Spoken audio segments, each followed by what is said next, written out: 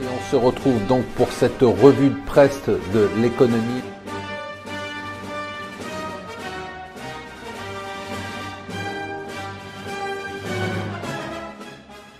Bonjour et bienvenue sur Mon Financier pour le Morning Zapping du jour. Nous sommes le jeudi 17 octobre. C'est intéressant, c'est un classement que je suis de près chaque année. C'est Interbrand qui donne le classement des valorisations des marques dans le monde. Et c'est quand même assez fascinant de voir à quel point la technologie américaine domine le monde. Donc on trouve dans les 4 premières Apple, Amazon, Google, Microsoft. Alors vous avez toutes les GAFAM sans le F. Ah oui, alors c'est intéressant aussi. Bon, l'explosion de l'année, c'est Amazon, 24% de hausse dans la valeur. Donc c'est un mélange de valeurs liées bien évidemment aux performances financières, mais aussi à l'image de la marque, la notoriété de la marque et autres. Donc 24%. La première marque en dehors de la tech vient en 5e position, c'est Coca-Cola, et elle est en baisse de 4%. L'autre baisse importante, ça n'était pas arrivé depuis la création. Depuis la création de Facebook, chaque année, la valeur de sa marque a augmenté jusqu'à l'année dernière. Pour arriver en 8e position, elle allait retomber en 14e position, notamment du fait des scandales sur l'utilisation des bases de données, et puis l'image de Facebook est quand même assez bousculée. C'est très intéressant à suivre ce classement.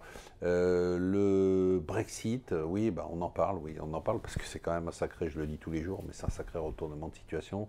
Donc là, il y a un sommet européen des chefs d'État, et il semble qu'on soit proche d'un accord. Si c'est pas à ce sommet, c'est pas au début, ça sera à la fin, et si c'est pas à la fin, ça sera à la fin du mois.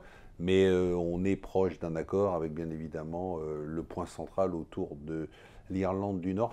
Pas très simple quand même, parce que tout le monde se dit accord, oui, ok, ça c'est sûr. Enfin c'est sûr, bon, c'est pas sûr, mais c'est déjà une très bonne nouvelle. Donc il n'y aura pas de no deal Brexit. Mais ça ressemble quand même à un hard Brexit, hein. Donc je vais me repencher un peu sur le sujet parce que ça ne me paraît pas totalement évident. Ce qui est très drôle quand on regarde la presse française, c'est que pendant 10 ans quand même, et à la limite je vous sortirai les chiffres de croissance entre la France et l'Allemagne et la zone euro, pendant 10 ans on a été vraiment à la traîne de la zone euro, et notamment avec des croissances quasiment nulles quand la zone euro était au-dessus de 2%. Et puis là, pour une fois, on se retrouve un peu au-dessus. On est au niveau de la zone euro et on se retrouve au-dessus de l'Allemagne qui a ralenti à 0,5%. Et alors, on a des commentaires du type la France, la locomotive de la zone euro de l'Europe, la France écrase l'Allemagne. Enfin, tout ça, c'est vraiment absolument incroyable. Ce qui serait très drôle quand même, c'est d'aller faire un tour du côté des autres chiffres, hein, des balances commerciales, déficit budgétaire, dette, enfin tout ça.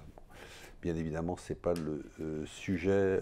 L'inflation, où est-elle, cette sacrée inflation? On la cherche partout, les banques centrales sont désespérées. 0,8% en zone euro sur l'année, sur les 12 derniers mois. 0,8%, c'est le plus bas depuis 3 ans. On est très loin du Graal des 2% que visent les banques centrales. Voilà, je vous souhaite une excellente journée.